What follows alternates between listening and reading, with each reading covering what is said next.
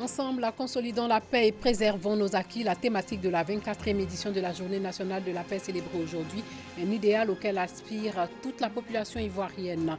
Et puis un autre immeuble s'est effondré dans la commune de Yopougon aujourd'hui. 3 jours avant, les habitants de l'immeuble avaient quitté les lieux. Bonsoir et bienvenue dans le journal. Comme annoncé dans les titres, un immeuble s'est effondré dans la nuit d'hier à aujourd'hui. C'est dans la commune de Yopougon, ce qui a entraîné une coupure d'eau et d'électricité dans le quartier Ananéré.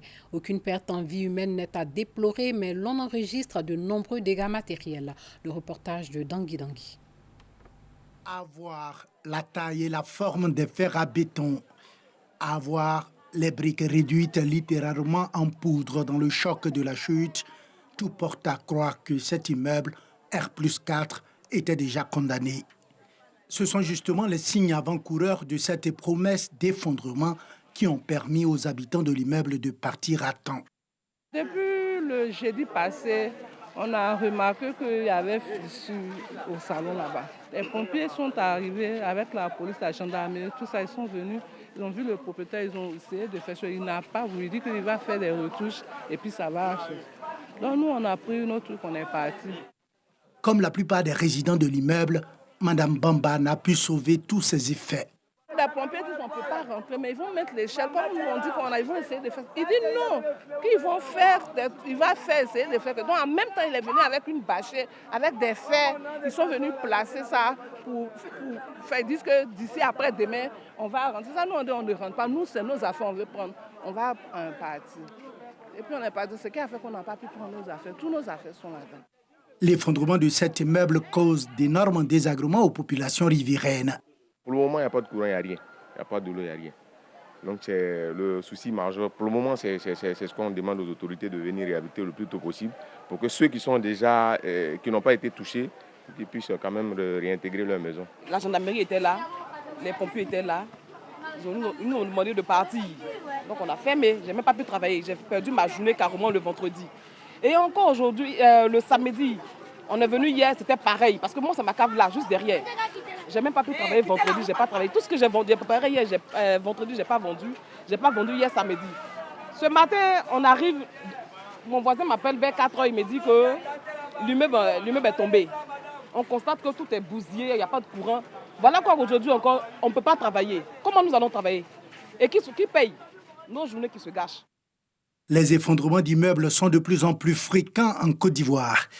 Passants et riverains entourent les ruines de celui-ci comme pour faire son deuil. Et puis les Ivoiriens célèbrent la journée de la paix aujourd'hui. Le thème de cette année, ensemble, consolidons la paix et préservons nos acquis. La célébration s'est déroulée dans la commune de Koumassi en présence du Premier ministre, des autorités coutumières, administratives et politiques.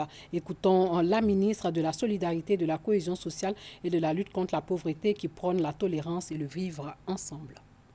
Monsieur le Premier ministre, les violences électorales ont fortement mis à mal les fondements de la cohésion nationale et de la paix, valeur indispensable de la vie en société.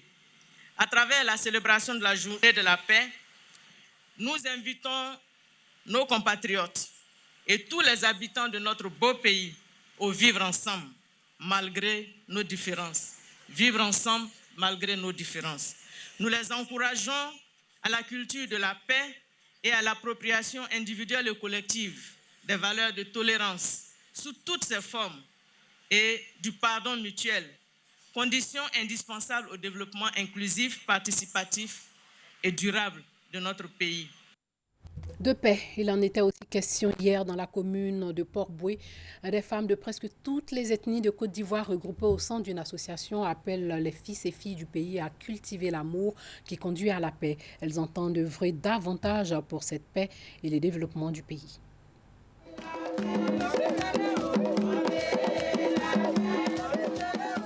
Une doléance des femmes unies de Côte d'Ivoire pour la paix et la cohésion sociale ce 15 novembre, sacrée journée nationale de la paix.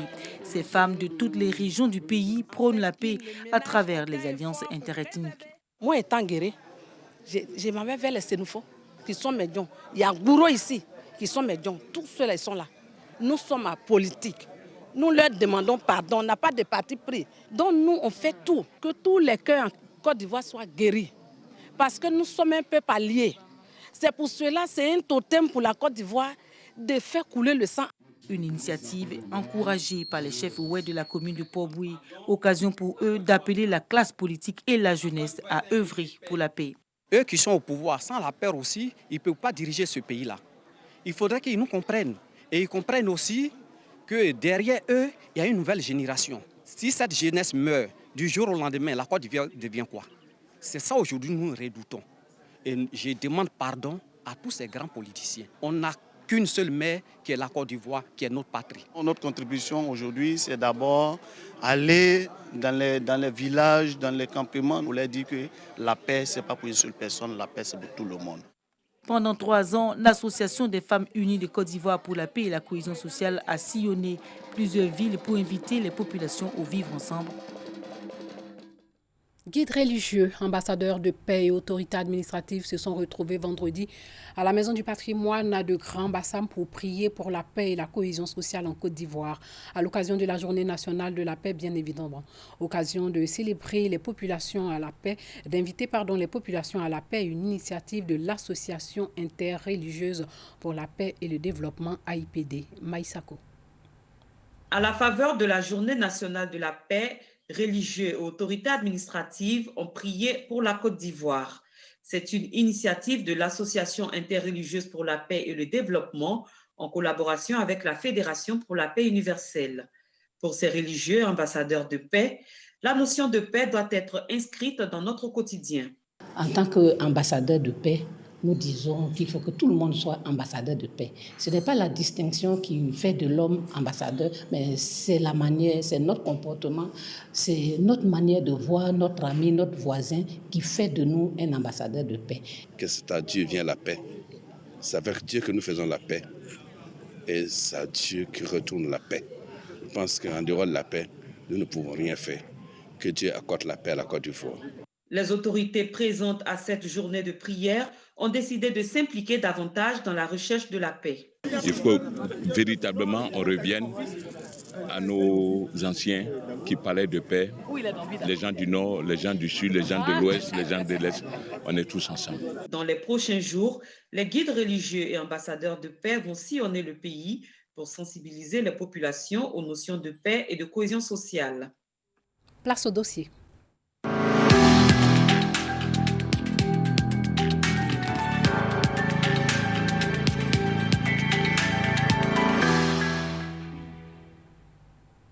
Des violences intercommunautaires ont secoué plusieurs villes du pays, des violences liées à l'élection présidentielle.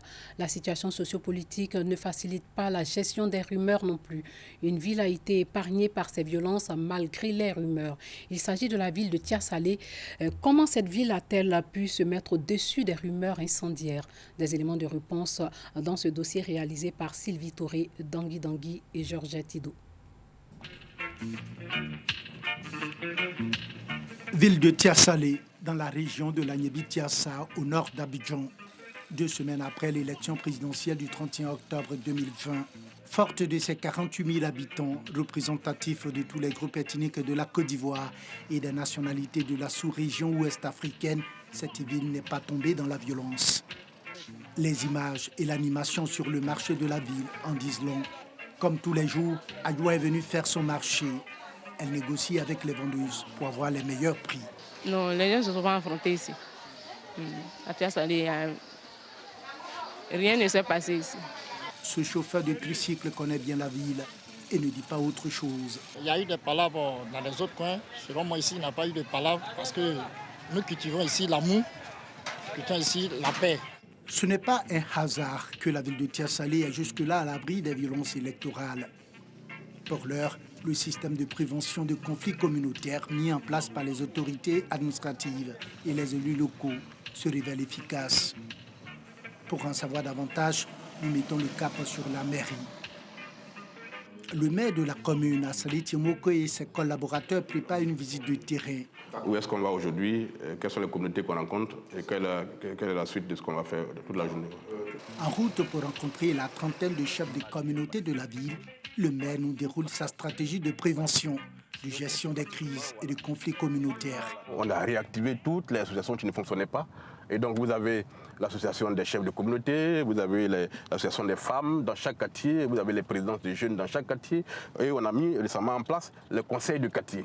Et donc ces personnes sont des relais qui travaillent dans les quartiers et qui donnent information à chaque instant aux maires sur l'évolution des choses dans le quartier.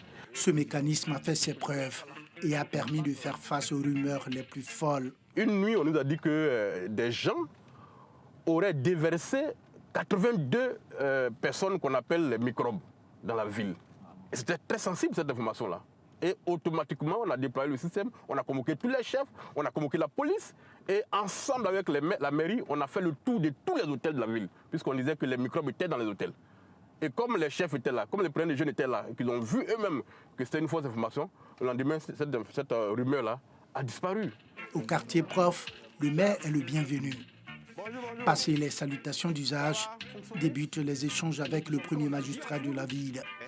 Kwanda Draman, le chef de la communauté CEDEAO, expliquait comment il a dénoué des crises à son niveau.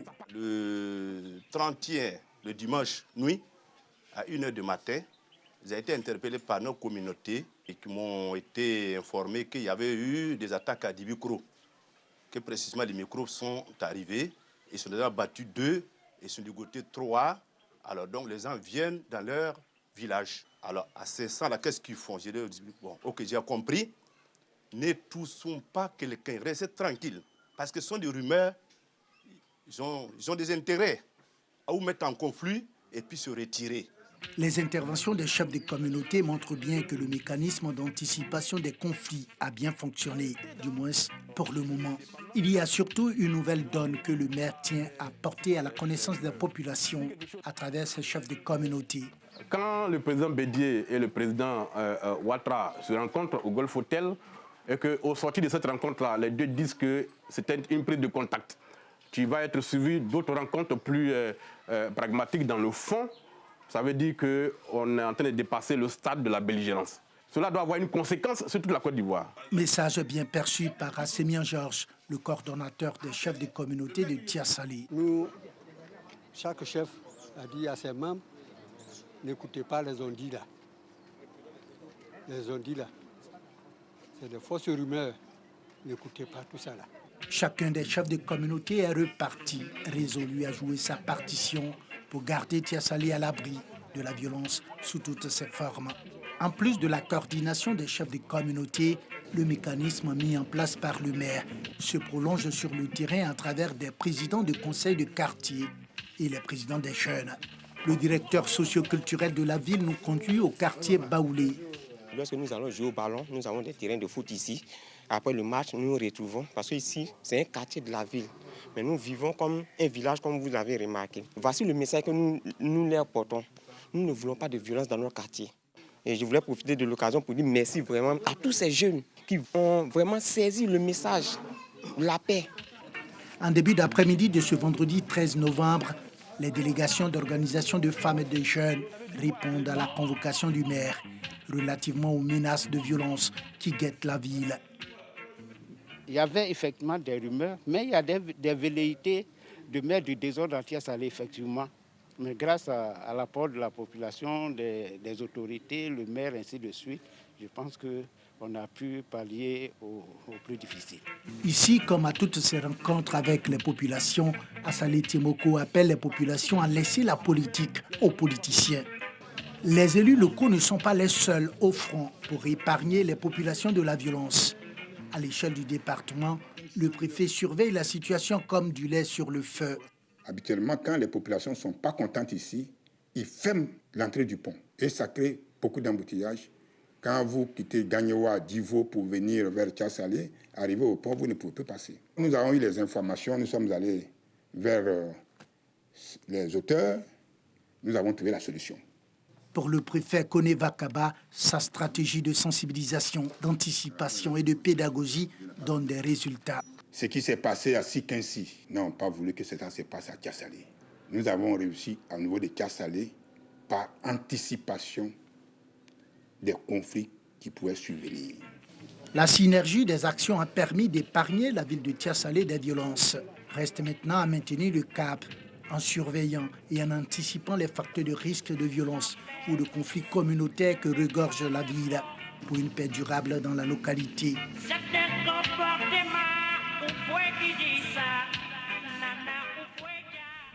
Fin de cette édition.